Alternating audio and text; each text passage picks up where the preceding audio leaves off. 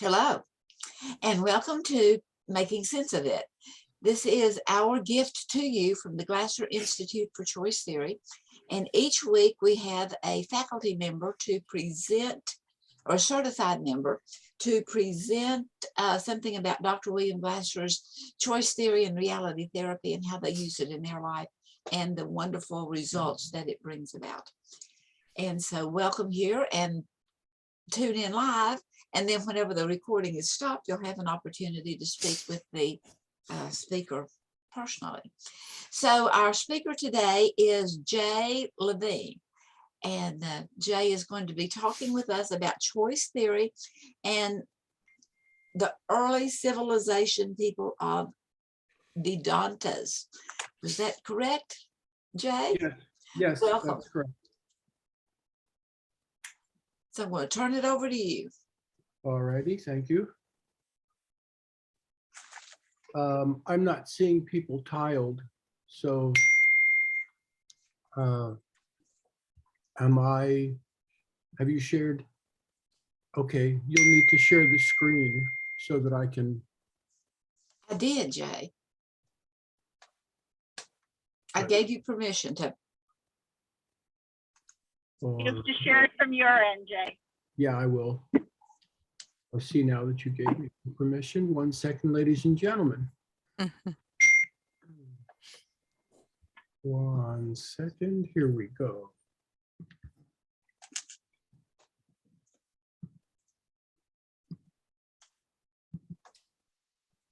Okay. Well, good morning and thank you very much for the opportunity to present. We're going to be taking a look at something that we know and something that we may not know. This is a view of how the mind works, looking at Vedanta psychology and choice theory. And I want to start with a very simple comment. Just as we were, before we began here, we were talking, there was a short little talking about it's cold and we don't keep our house too warm, but so-and-so has poor circulation, so we have to cover up. And I thought that was a perfect way to begin this, because when our circulation is poor and we're not seeing the real flow of life, we cover up. And the way we cover up creates misunderstanding. And part of the misunderstanding that we suffer from is the fact that external things are coming at us and doing things to us, and those things are responsible for our choices. When we have good circulation, we don't need to accept that cover up. And so with that in mind, I will tell you that Vedantic psychology is a psychology and a philosophy that dates back beyond 5,000 years ago from India. And I've studied it pretty extensively. And immediately, as I got into the world and body of Dr. Glasser's knowledge and choice theory, I saw what I'm about to share with you as similarities. This is about making effective choices and breaking the chain of causation. And the chain of causation is a theme and a concept that runs through all of Vedanta philosophy and psychology. And Vedanta philosophy is known as one of the most brilliant and exquisite philosophies and psychologies that we have had in history. Comes from India, as I said, mountain monasteries. And yet this exotic psychology talks about how the brain works and how it fires. And this is a look at how the brain lights up when there's real circulation. When there's not circulation, everything is dark and we can't really see what's in front of us. John Lennon said it really beautifully, as he did many things. Living is easy with eyes closed, misunderstanding what you see. When we misunderstand what we see, it's usually the result of blind spots. However, there are choices all around us blooming in every moment. And if we see them, our brains become illuminated.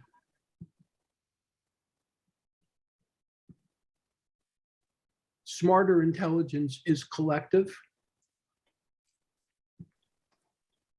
What if everyone was able to see the value of contributing data points? What if we were able to look at things differently? What if we were able, as we know through our understanding of the chart, if we were to see things differently? We exist from a Vedantic point of view primarily in 3 states. A survival state, which is where the red part of the brain is. And of course, we know that from the chart, which is that basic need of survival. The limbic state, which is the emotional brain, which represents what this says is mid-level functionality and asks the question, am I loved? The survival state asks the question, am I safe? And the executive state, or the prefrontal lobe, or the prefrontal cortex, which is in green, represents what this chart says is the executive state, the problem solving and learning state, and it asks the question, what can I learn from this? And of course, we as dedicated, loyal practitioners of choice theory, we know that our work with our clients, any age, any category of life, any title, be they friend, be they a teacher, or a counsel, or a helpee, we want to get them to the point by supporting their understanding of finding love and belonging, feeling safe and creating a safe environment, and moving to the executive state, which asks, what can I learn from this? And here we know what we know very well. And to sum it up, if I may, in simplified form, our quality world and our perceived world is the direct result of our sensory impulses. What we accept through our senses becomes filtered and moves through the chart as we know it too. If we look at this passage from the real world through the sensory system into the knowledge filter and the valuing filter, into the perceived world and the quality world, we can look at this image in a slightly different way. We can look at it as a sliding board. And in this sliding board, and this was drawn by an unknown artist by the name of Levin. This sliding board represents 4 stages of the mind. And it can also be seen as 4 stages of descent into delusion. At the top, where you're sitting, we're just observing. There is nothing but seeing. And that state is called mon, M-O-N, or mind. As we move off this step or platform up the top, and we start to slide down, we move into defining what we see and categorizing what we see. And that state moves us from mind to intellect, from mon, which is mind, and intellect, which is buddhi. As we move further into this, we don't just define, we personalize what we define. And that is ahankara, or ego. And we emotionalize what we personalize, which is called chitta, which is feeling. So the classic way that it's described is in the Indian teachings, we look and there is, and then we define and say, horse. The horse is a certain size, it's a certain color, it's a certain species, it's a certain breed. we're categorizing and defining. And then we personalize and we say, that's my horse. And then we say, I like that horse. I want that horse. Or we go and do the exact opposite. We observe, we define, horse. That's my horse. I don't want that horse. That horse is not attractive to me any longer. Or we define it in a different way. We observe, and then we define. Problem. This is my problem, or this is your problem. I don't want this problem. I don't like this problem. I feel terrible because of this problem. So these four states, mon, observing, buddhi, defining, ahankara, personalizing, and emotionalizing, chitta, is how we slide into bias. And you can see it as we go and through the chart. When we personalize what's in our quality world and we identify it and are attached to the way we want to see it, and it's not the way we want to see it, it sends up, as you very well know better than I, a frustration signal. And that's how we move through this constant chain, this chain of causation, which circles us through the behavioral system, in and the car, through the four total behaviors, and around and around and around until we don't go through this causation, this cycle, this chain of causation again. Vedanta philosophy is dedicated over 5,000 years ago to exactly what Dr. Glasser dedicates choice theory to, breaking the chain of causation. And again, the slide. Likes and dislikes, their resultant desires and aversions, are the root cause of our bondage.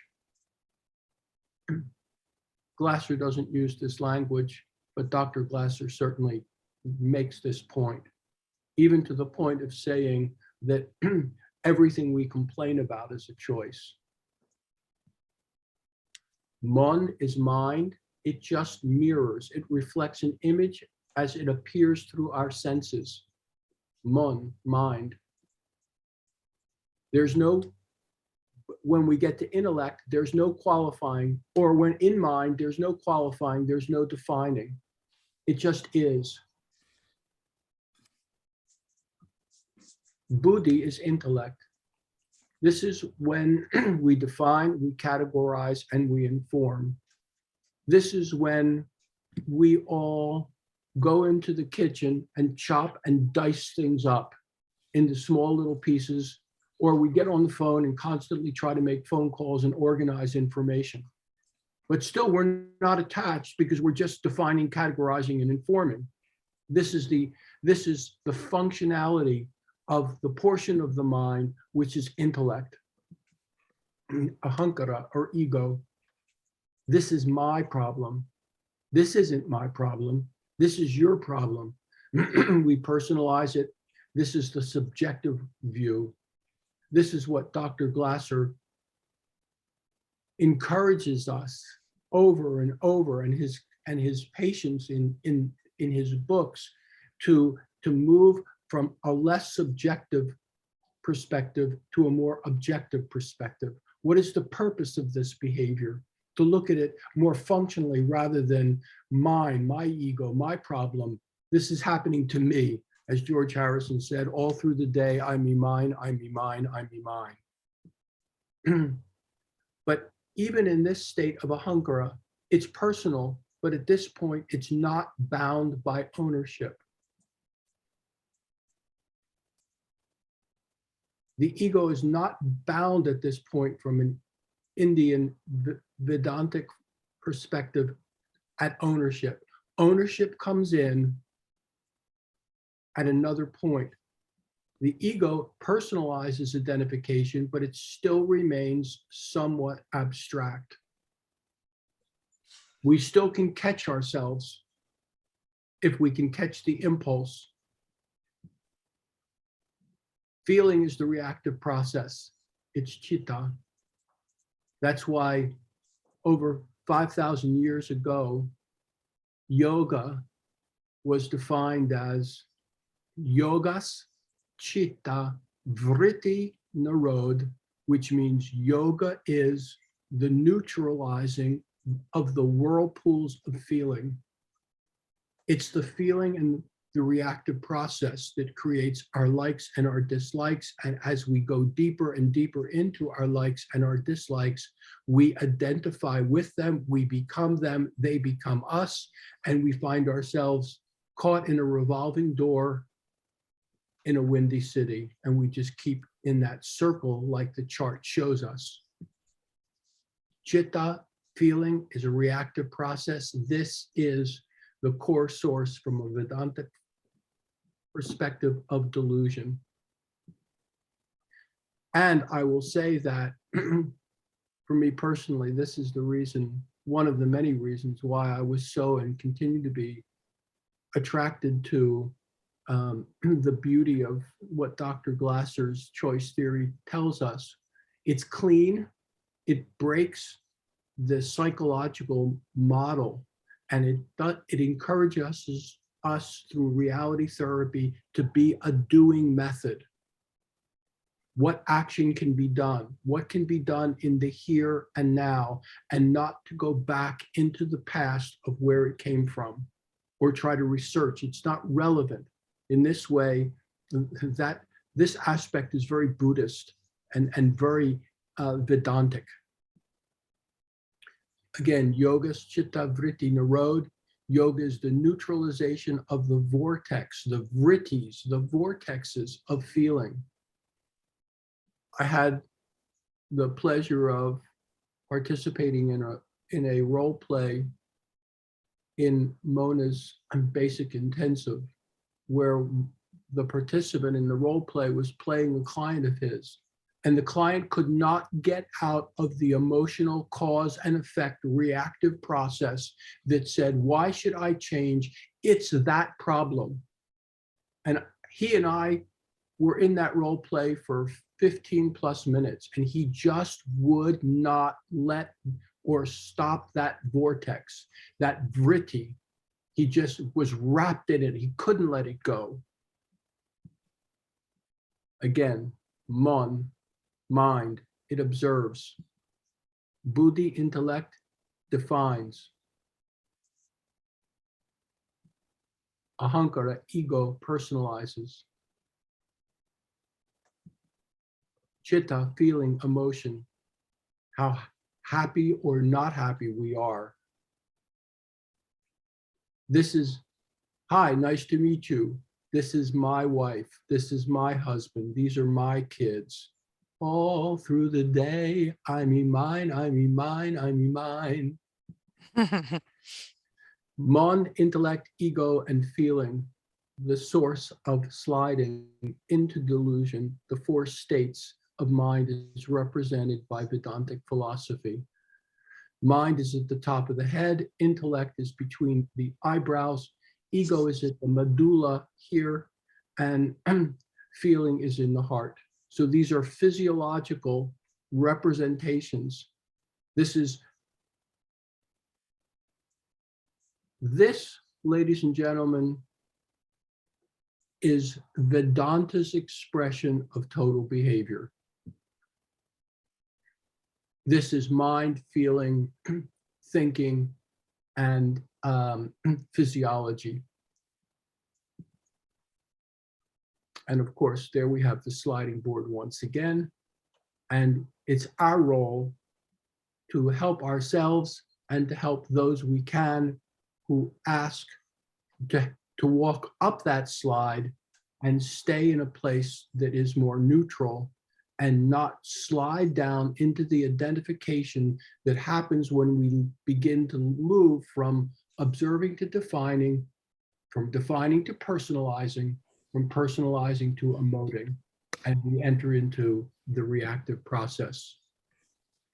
This presentation blends and integrates Patanjali's Vedanta and Glasser's choice theory. Mind, intellect, ego, and feeling expressed through the chart. And we all know that when we have a better understanding that we are responsible for the choices in our life, life becomes floral. Our brains become, our hearts become, our physiology become alive.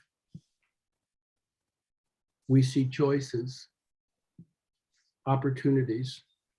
We see opportunities to create rather than react. Everything we do is behave. All behavior is purposeful. All behavior is information. We do with information what we do, depending upon the states of our mind. Brighter minds, better choices. More effective choices break the chain of causation.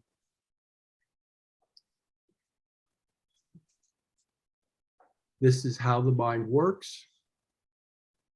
A comparison of Vedanta and choice theory to help us better fulfill what this program is dedicated to, making sense of it all. Ladies and gentlemen, thank you very much. Well, all right, Jay. That was very, very interesting.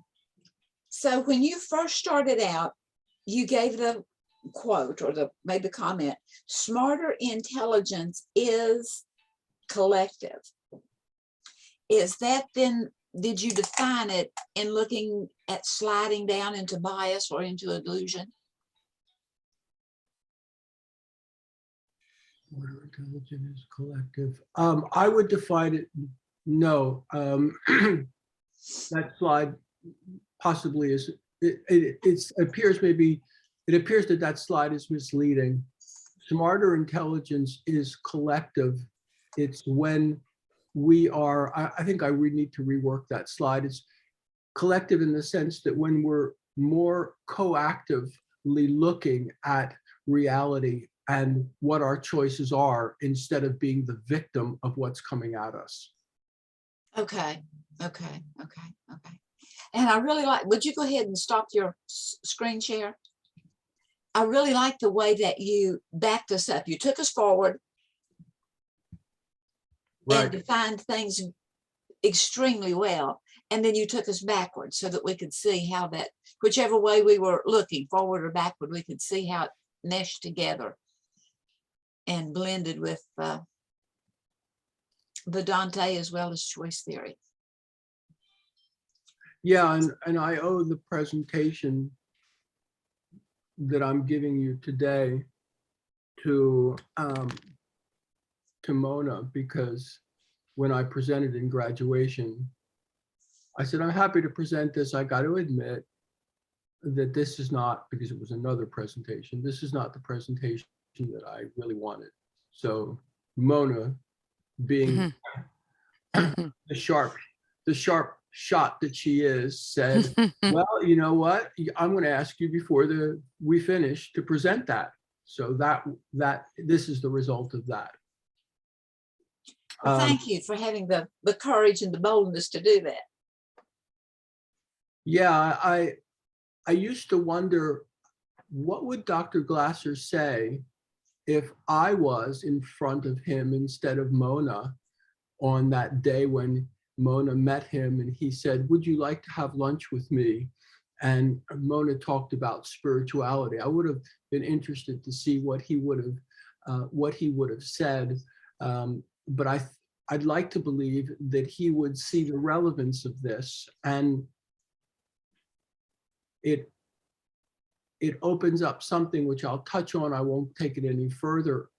For me, the model exists, the chart exists, not just on one dimension, but we can stretch the model, and the model exists on a spiritual level as well, and not just a psychological level as well. And so that's a fascinating aspect of choice theory that I'm happy to explore. Well, thank you for bringing that up, Jay. And I would like to explain to our audience listening now and later that Dr. Glasser his point of view was the spirituality was incorporated within the love and belonging, that it goes from, you know, just liking things all the way up to liking, anyway, that it just it expands, and looked at it as all coming under the love and belonging and being a part of. Well, thank each of you for being here today. And thank you, Jay, that was very enlightening. And tune in every week to get more information on reality therapy and choice theory, and making your life much more accessible so that you can know who you really are. So thanks for watching, and good mental health.